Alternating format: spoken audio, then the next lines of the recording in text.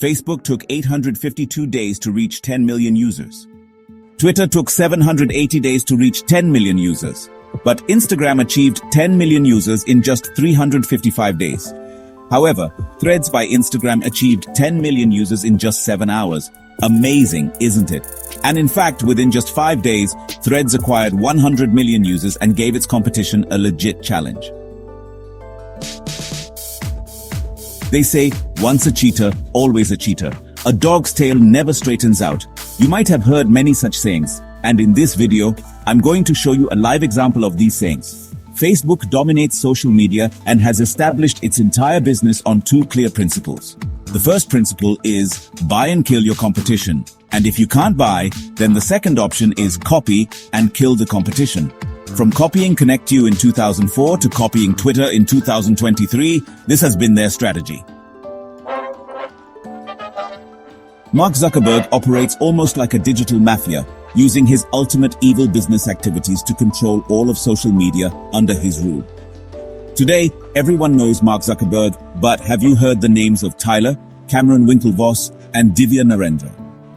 If hearing these names makes you wonder who these 3 people are, then listen carefully. Hearing the truth might blow your mind. These 3 are the ones who originally had the idea for Facebook. Yes, Mark Zuckerberg is not the real founder of Facebook.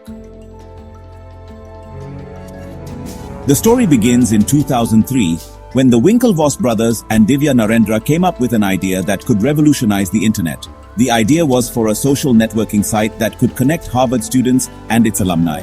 However, the biggest problem was that none of them knew how to code. After searching for a long time, they found a coder named Victor Gao. He started working on the project, but as exams approached, Victor left the project. Before leaving, he suggested a name that was already quite famous on campus: Mark Zuckerberg. Mark was already well known on Harvard's campus because of his crazy coding skills. He would create strange and quirky websites in just a few days. FaceMash was one such website that compared people's photos based on their looks. But soon, it was banned because it caused a lot of trouble on campus. However, seeing Mark's coding skills and his love for computer science, the Winklevoss brothers and Divya Narendra assigned him the task of coding HarvardConnection.com. Initially, Mark was very interested in working on this idea, but gradually, his interest faded because he had something else in mind.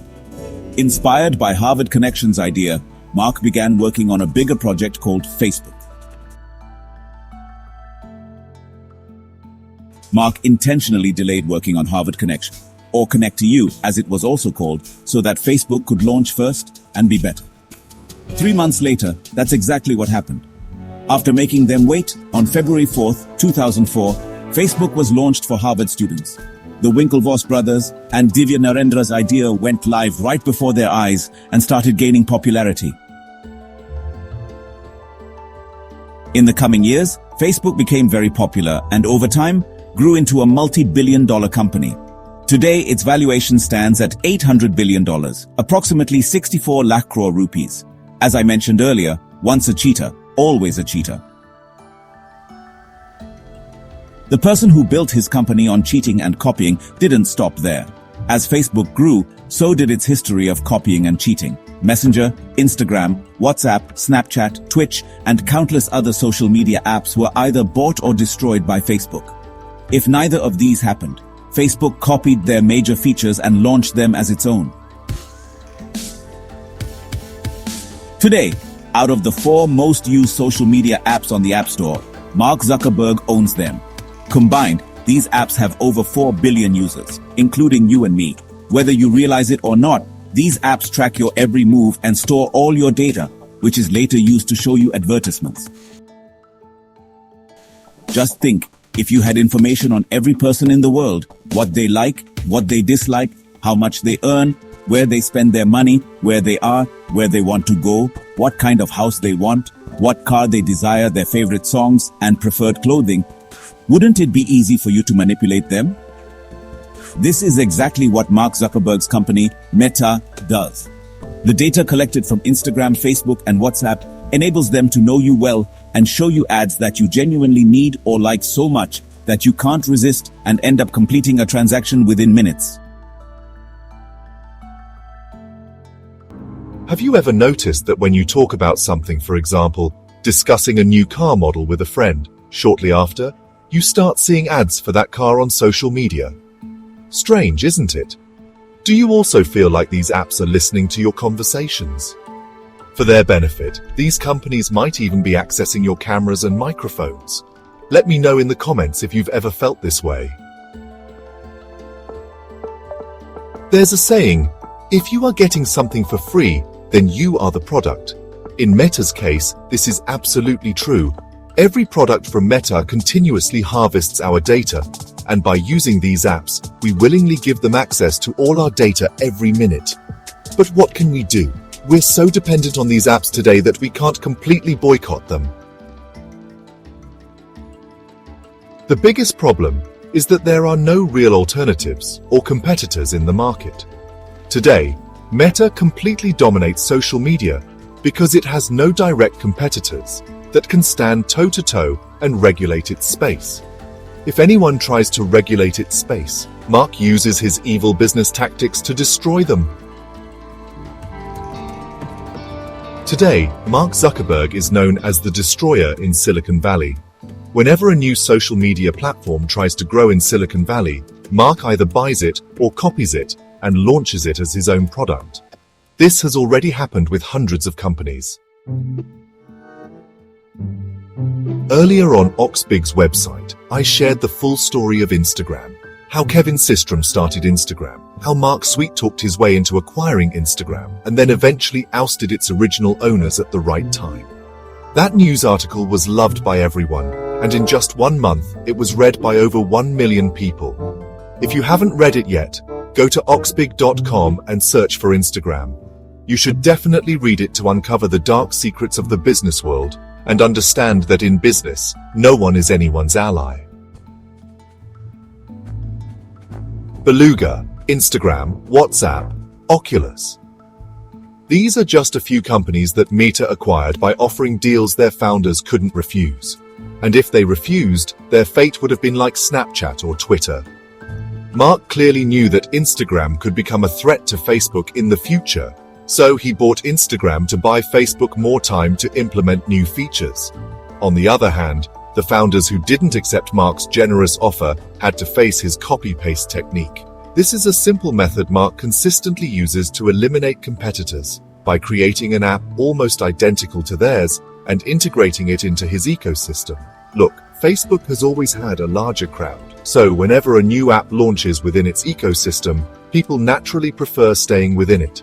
And this marks the end of other social media companies that refuse to join hands with Mark. This is exactly what happened with Snapchat. When Mark offered to buy Snapchat for $3 billion and they refused, he retaliated with the Poke app, a complete copy of Snapchat. Mark tried his best to sideline Snapchat in the market, but at that time, his attempt turned into a failure. Today, we can finally see how Snapchat Stories feature and filters are now being used across Meta's 3 platforms, Facebook, Instagram, and WhatsApp. This is why most people now prefer using these 3 apps. Looking at Mark Zuckerberg's actions and patterns, it's clear that he always offers to buy a company before targeting it.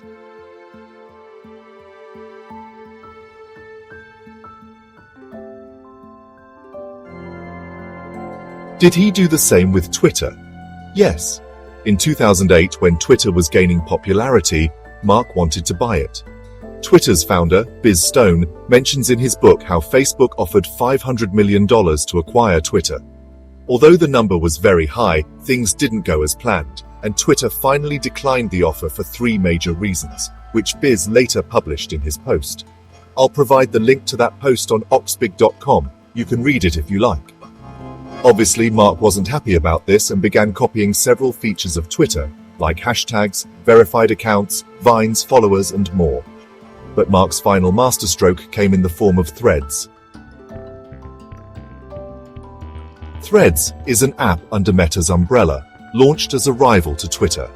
Its primary focus is on sharing short text snippets. Zuckerberg describes Threads as an optional friendly app, where users can publicly carry out conversations and create a new experience around text. Threads also allows users to share photos and videos. Currently, the app is available in 100 countries, with plans to expand further. While Twitter started as a website and later adapted to phones, Threads followed Instagram's pathway. Threads began as an app, and it's unlikely that a website version will be released anytime soon. Even if it does, it might be late and lack many features. On the other hand, while Bluebird Twitter is independent and not tied to any app, Threads is connected to Instagram. Logging in is easy, but users have realized that according to current updates, you can't delete Threads without deleting Instagram. Twitter currently allows 280 characters, but Threads started with a character limit of 500. This has drawn mixed opinions, as Threads doesn't offer private messaging or support hashtags.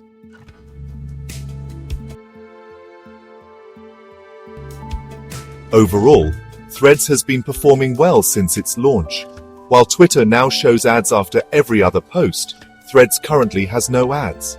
Zuckerberg has publicly stated that Threads won't run ads until it reaches 1 billion registrations. For these reasons, Threads has become the fastest downloaded app to date. Observing this success, it's speculated that Threads will play a significant role not only in Meta's success, but also in its beef with Twitter. As soon as Threads was launched, Twitter publicly threatened Meta with legal action. Alex Spiro, Elon Musk's personal lawyer, sent a letter to Meta CEO Mark Zuckerberg accusing Meta of bribing former Twitter employees and using Twitter's trade secrets and intellectual property to create this copycat application. How true this is remains to be seen. However, people on the internet seem highly interested in the war between these two billionaires. And I'm not just talking about legal battles. For these two, legal wars are a minor issue because both are extremely rich and powerful. One has the power to manipulate social media, while the other is followed by the entire world because of his public charisma. The war I'm talking about is the cage fight between these two.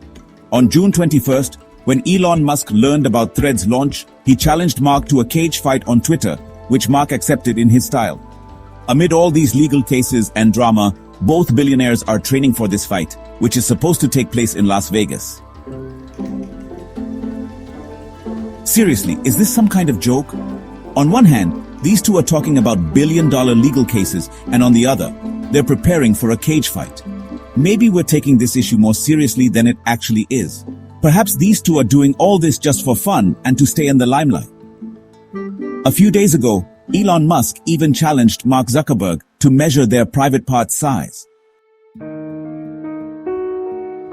Looking at all this, my suggestion for you bot. I'm not asking you to stop watching content entirely because that's not practical. But one thing you can do is be aware of what you're consuming because what you consume shapes your future.